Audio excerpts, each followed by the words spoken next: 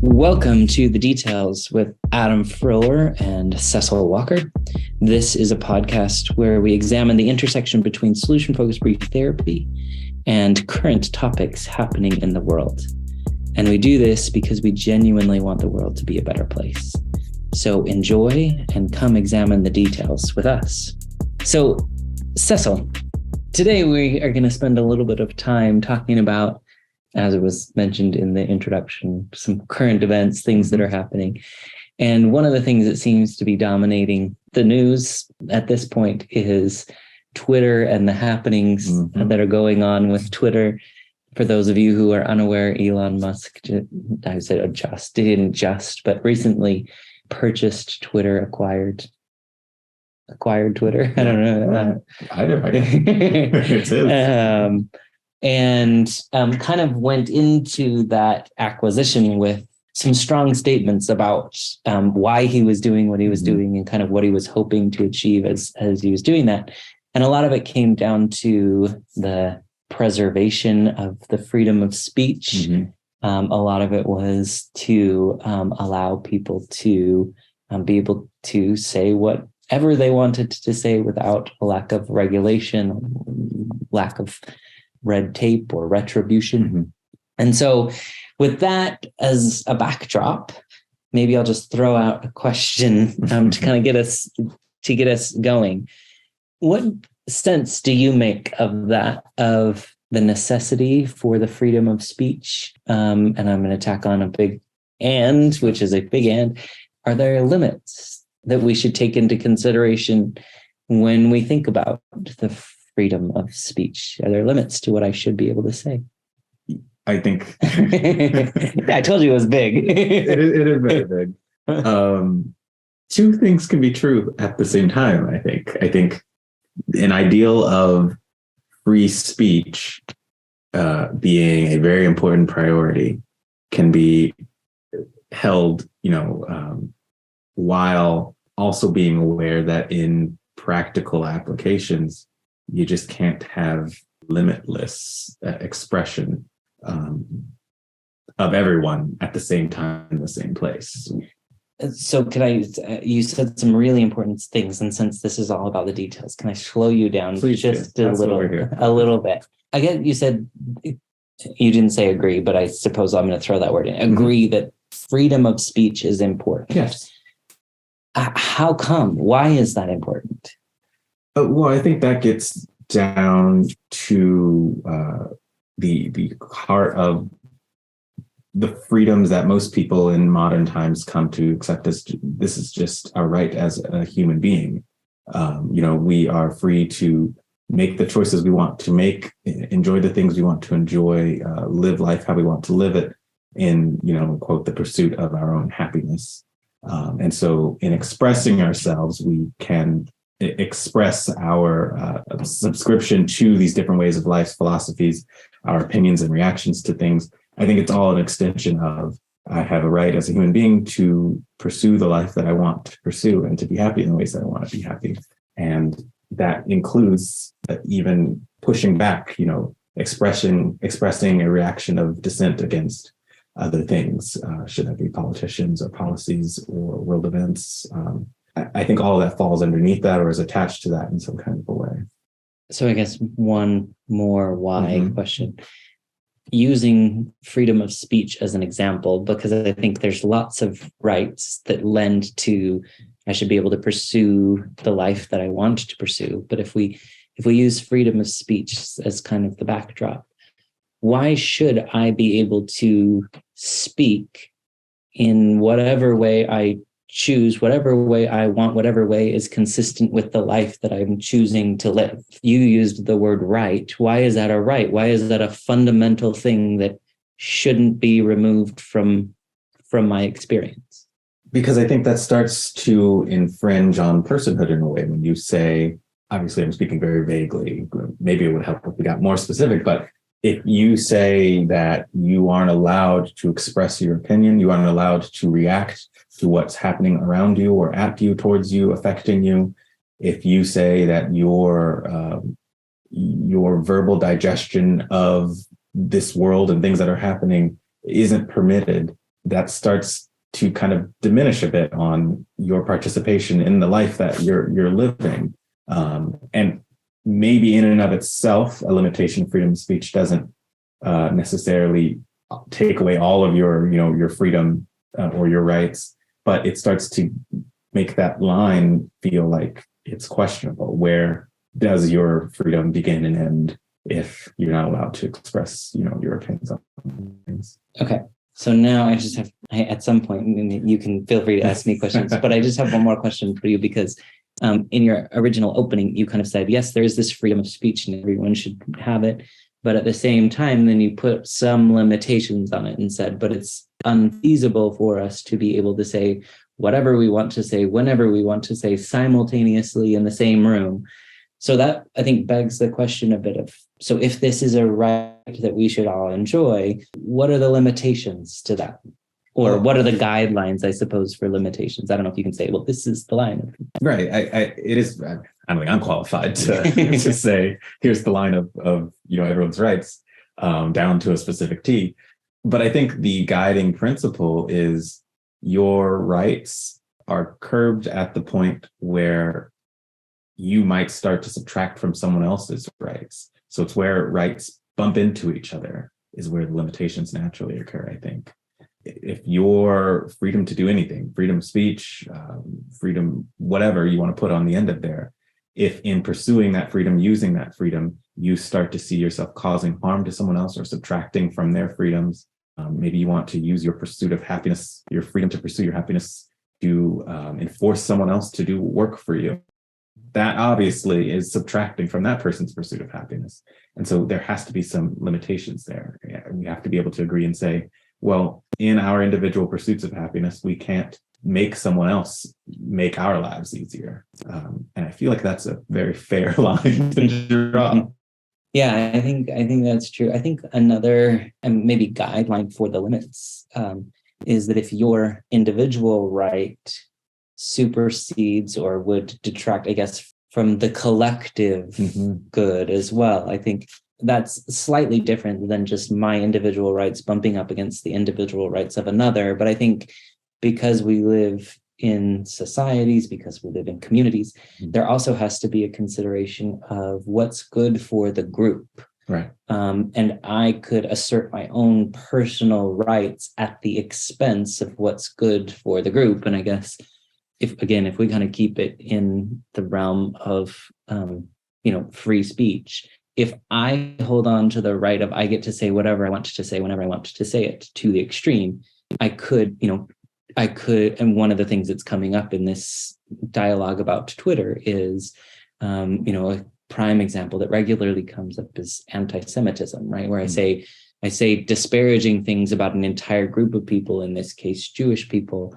So it takes away from their right to pursue that happy life that they are pursuing, because now I am saying disparaging things about them, or I'm saying they shouldn't be able to pursue that life. Or, and so I think that's another guideline of, it's not necessarily individual to individual all the time, but it might also be individual to the collective whole, that there's limits to what I get to say because it might not be good for the group at large. Absolutely. I think I totally agree. I guess what we do here is we take what happens in our therapy and show how some of these things can apply in the real world.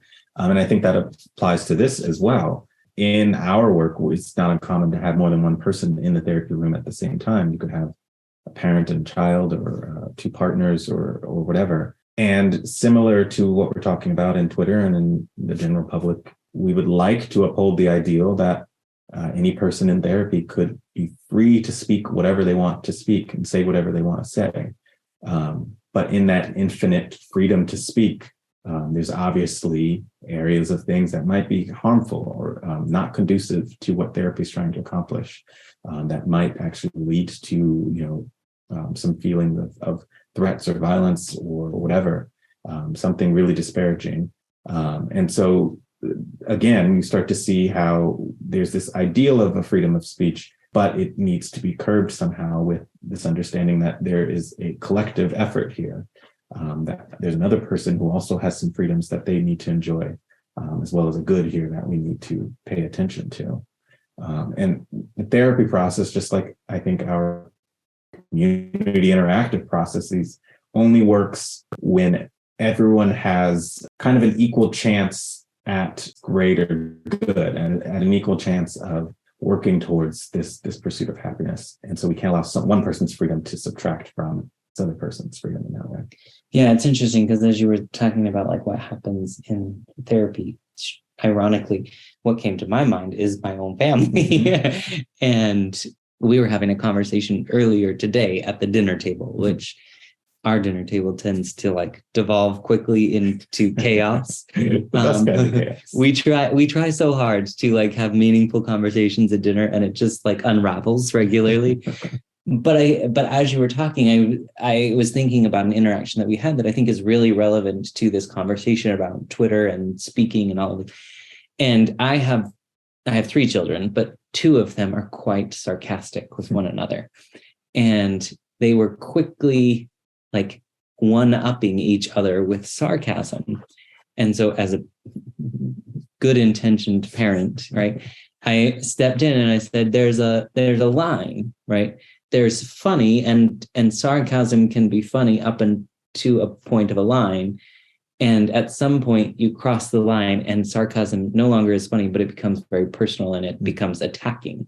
And one of the reasons that came up is because we were having this conversation around, and this is going to shed the light on the kinds of conversations we have of, can you call people stupid, right? And one of my children was saying, if they repeatedly do stupid things, then what do you call that? And so we were having a conversation around, do you call the actions stupid, or do you call the person stupid because they repeatedly do stupid things? Which then quickly, because my children have very quick wits, turned into them calling each other stupid for various things that they do, right? And so again, we then had to like stop and be like, in some sense, and we didn't use this language, but in some sense, you've just infringed on the rights of that other person. As soon as you label them as stupid, now you're bumping up against what isn't okay. Mm-hmm. And I think if we link that back to this idea of, I guess, 2 things. One, Twitter, right? There is this whole debate about like what is okay and what isn't okay to be put out there into the universe. As Elon Musk, as the leader of the company, comes in and he has every good intention of saying, you should say whatever you want to say. Mm-hmm. But it can quickly, again, just like that line, it can turn from joking or banter or even conversation to crossing the line to saying like, I disagree with you. And because I disagree with you, all of a sudden, anything you say or do, I could perceive as stupidity. Mm-hmm. You're doing or saying something, you believe something that's stupid because I don't believe that. And therefore, if I then make the leap, then I get to now say, because you believe those things and I deem those things stupid, you repeatedly do those stupid things and therefore you are stupid. And I think that's one of the things that we quickly see happening is what was at one point conversation or a place of communion has now turned into a place of divisiveness because I all of a sudden have been told I'm free to say whatever it is that I want to say. And what I saw happen at my dinner table, we're seeing en masse in this arena. And I guess that brings me to the next component and that this links it back to the work that we do. We regularly talk about our work as language-based, language-oriented, and a co-construction. That whatever you say, I take in and I add to it, I build on it, I whatever. So if I walk into an interaction and you hold the belief that I am doing stupid things or the things that I believe are stupid, and therefore I am stupid, I haven't had the opportunity to co-construct that narrative. And I guess this is the link is my freedom of speech, or in this case, my freedom of contribution to this conversation has been limited. You walk in with assumptions of me, you walk in with beliefs of me that I don't get to inform. And therefore that co-construction is shut down. That co-construction doesn't go anywhere. And I think that's what we see a lot in when families come in and things are in trouble. It's because there isn't a co-construction. There's something that one person is holding up and saying, this is true. And somebody else is holding up something totally different and saying, no, this is true. And that co-construction process isn't happening. And I think we see that really starting to happen as a result of this. Well, we're just going to honor free speech in totality. Yeah, I think it's easy. We have to remember we're human beings. And so when we think in ideals, that sounds really nice and pretty. And it's wonderful to daydream in the world of the ideals. But in reality, human beings just kind of slide into these non-productive, sometimes disparaging kinds of interactions. Not to say that that's our nature, but I know that it's a tempting action to take. That never happens at my dinner table. Right, exactly. I could probably start a fight between you children just saying like 2 words. And we even see this in therapy when people are paying to be in a space to come to some sort of solution to see their lives change for the better. They will, even if you allow them and contribute to this kind of interaction, they will fight and yell and disparage each other in a space where literally time is money and that the whole purpose of this conversation is to get to a better place. And so I think all of that speaks to how there has to be some structure of limitations, or else you'll see very much unwanted consequences. And I actually think that's what Twitter and Elon Musk has been bumping into in the weeks that he's had control over Twitter. It was open season at first. Everyone can say what they want, do what they want, just to whatever extent. And even everyone could become verified and have this blue check mark that shows that they're official and they're this, official verified name or whatever. But the consequences to kind of leak down from that, when you have this open season kind of a place, there's no limitations on how people express themselves. The possibility of engaging in disparaging, non-productive interactions really starts to take over. It ruins the entire ecosystem for everyone, really. And so ironically, Elon Musk had to start gradually implementing new tiny little rules that started to curb people's quote freedom of speech, where he would say things like, you can't impersonate another person or a company after some ridiculous. And I'm sure you've seen the same thing in your parents' self. Say what you need to say at the dinner table. Let's all engage in some type of conversation. Let's say the things that we're feeling and thinking. Let's respond back and forth to each other. That sounds really, really nice, just from the get-go, maybe. It does sound nice. But I think that if you said, say whatever you wanted to say at dinner, it wouldn't always sound so great. And we also have to put into the mix, you're not allowed to imitate or Right. I think that's really important. And I think the other thing that I was going to say too about this idea of limitless freedom, right, is that the reality is we don't really have limitless freedom. Mm-hmm. If we, again, it would kind of all devolve into chaos. We live in a land of rules and laws, and those things are in place. Mm-hmm. And each one of those things limits my freedom in some sense, right? If I take something very simple and say, it's the law that you have to wear a seatbelt when you're in a car that's moving. Yeah. That limits my freedom. I'm not free to move around however I want in a car, but at the same time, it serves a higher function of keeping me safe in case something catastrophic happens. And I think that if we look at freedom of speech in the same way, limits on speech might in some sense keep us safe.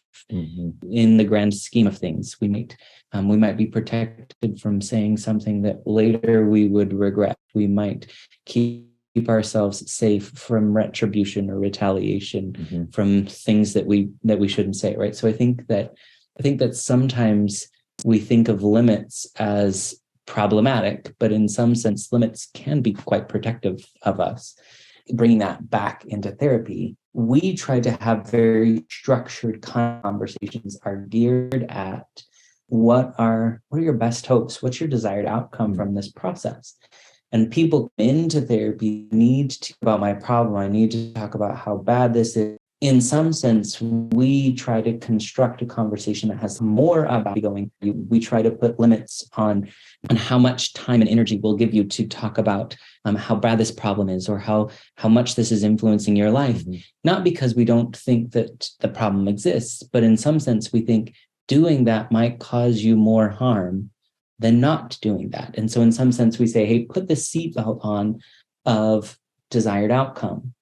And if you can talk about the desired outcomes, it will limit how much you can talk about the problem. But in the long run, hopefully that will keep you safe. Hopefully that will protect you from greater harm that could come. And sometimes we literally hear therapists of other approaches say, this could get worse before it gets better. We need to be really honest of, we do put certain limitations on the kinds of conversations that we're having.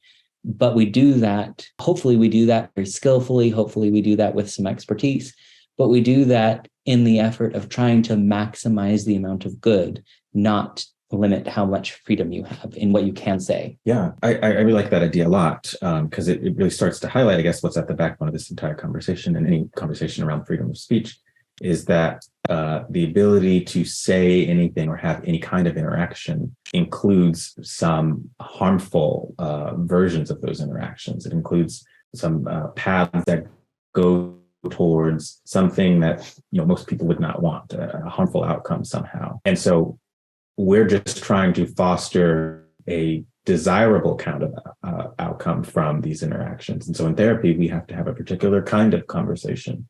We have to lean ourselves towards talking about particular kinds of things in particular kinds of ways. And I would think that in lots of different arenas, the same kind of applies. Your seatbelt, you have to drive in a particular kind of a way to ensure that not only do you get to where you want to go, but you're safe and everyone else is getting to where they want to go and they're safe too. Because without those kinds of guides and limitations, infinity of possibilities means guaranteed chaos. It means everyone's crashing into each other somehow, even if it's not their intention.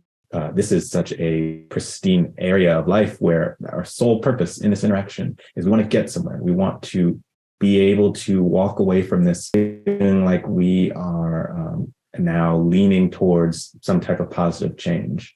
Yeah, I guess if I were also to just add one final thing, I think as I think about kind of the purpose of freedom of speech, I guess what I would say is freedom should also be coupled with purpose. Mm-hmm. We're very purposeful about developing certain kinds of conversations around, again, moving in the direction that you desire to move in. When you know the intention of the conversation that you're having, it also puts parameters on what's acceptable and what's unacceptable. And so I would say we can't just have freedom of speech. We also need to have purpose and intention, which then I think breeds thoughtfulness and compassion and consideration and those kinds of things. And so I guess that's what I would say, is that freedom of speech should couple with intentionality. If we each brought intentionality to the conversations we were having, we would quickly be able to understand one another. We would quickly be able to say, I agree with that, or I disagree with that. And then we could be having conversations around principles and intentions rather than details, which I think sometimes we get lost in the details, and we're arguing for argument's sake rather than understanding the purpose or the intention of why we're having this conversation. And I think that carries over into clinical work really easily, right? We start each conversation with saying, what is your best hopes? What is your desired outcome? And if there are multiple people in the room, we say, what is each of your desired outcome? Help me understand why you're here and why you want to have this particular conversation. And that should guide then how we move in a useful, helpful direction. And sometimes I think when we get into arguments, when we get into contention, when like Twitter, when we start mimicking each other, when we start, saying whatever we want to say, even if it's hurtful to somebody else, there isn't intentionality behind that. It's just, I get to exercise this right because I want to. Mm-hmm. And so I think freedom should be linked with purpose. Absolutely. Without that, it just feels like it's the Wild West or something. It's just everyone doing whatever and inevitably leading to some type of harm. In the same way that people question, where's the line with social media? How much is too much regulation of the things that people can say? Where's the line in, would you say, therapy, or maybe as a father, even in in your family dialogues? I don't know if these are in the same line too. Where's the line on, well, I don't want to regulate too much. I don't want to lean this conversation too much. I don't want to say, here's useful things that they can say, and here's not useful things that they can say in too restrictive of a way. Where's the line? Yeah, that's an excellent question. And I don't know. I guess my short answer is the line might move. It might be different in different conversations. I think you set up a very helpful line at the beginning of, if my freedom, if my right bumps up against yours, if I start to detract from what you get to contribute, that's a barrier that we probably shouldn't cross. But I think one of the things and one of the approaches that I try to take with my kids, it's really an exercise of trying to get them to think about the consequences of their freedom, of their opinion, of what they decide to say. So I remember a couple of times I was driving my son at the time he was in middle school, and we would listen to the news and we would hear these stories that would come up. And we listened to several different kind of hot topic stories around like juvenile detention. Should kids go to detention or not? Should politics was a big thing, and divisiveness was a big topic. And my son at first would start to say, like, he was very definitive about his opinion. And he would say, well, that's right, or that's wrong, or that's whatever. And so I said, well, can I ask you a couple questions about it then? And I would purposely take the opposite side, and I would say, well, what about this? Or what about this? Or what would you, if that's right, what would you say about this? And at first he tried to like dig in and be like, no, this is the right answer, and because of this. And then he would ultimately get to the place where he would be like, why do you always know the opposite side? And I said, well, why don't we switch sides? Why don't you take that side and I'll take this side, and I'll try to convince you of what you were trying to convince me of. And I think that stance, that willingness to take either side, if we were better at doing that, if we were better at articulating in our speech, I can understand where you're coming from, or I can at least try to understand where you're coming from, or I can see that you really value such and such. That we have validated that person, we have validated them as a person, we have said whatever you think is okay for you to think, and I can see how you got there.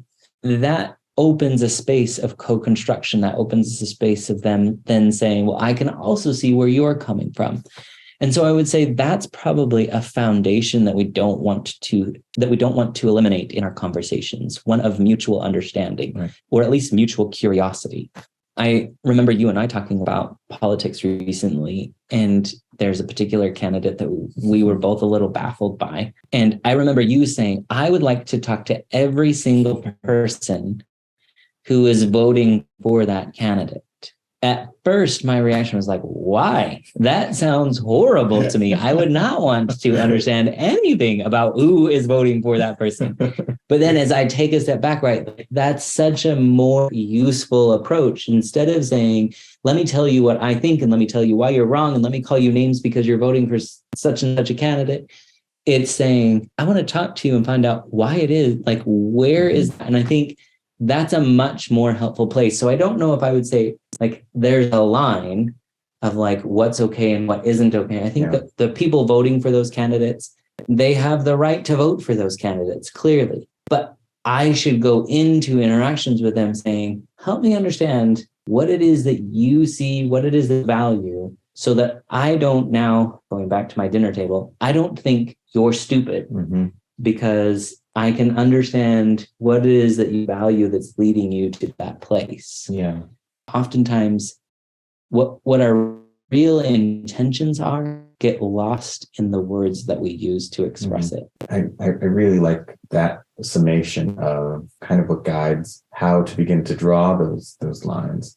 To my ears, it sounds like all of this is about preserving the personhood of every person. Of course, each of us has this right to freedom of speech, express whatever you want to express, say what you want to say. And by having that, we're saying you're a person. You get to speak your mind and speak your opinions. And that's the goal, is to grant you and maintain your personhood. But obviously you can't use that ability, that power, to subtract from someone else's personhood. And I think by reducing someone to you're stupid for thinking the way you think, or seeing the way you see things, voting the way that you vote, that overlooks all of this intricacies of who they are. Like you're saying, it's not giving the possibility of, well, something must be going on here. This is a person, they have thoughts and feelings and experiences. Something is contributing to them acting in this way, speaking in this way, doing the things that they're doing. Yeah. So I guess to wrap it all up, I would say we should really honor and value freedom of speech, but we should also, in that freedom of speech, maintain each person's personhood. Mm-hmm. We should do our very, very best to value each person's free speech, not to try to diminish someone else's sense of free speech. Yeah. Thank you, solve world peace. I do my best. This podcast is sponsored by the Solution Focused Universe, a global community dedicated to the growth of professionals who want to master the solution-focused approach. The SFU is home to the world's largest library of solution-focused material, which is updated on a monthly basis. Join fellow community members and solution-focused leaders in coaching calls and private Facebook groups to discuss anything and everything related to solution-focused brief therapy.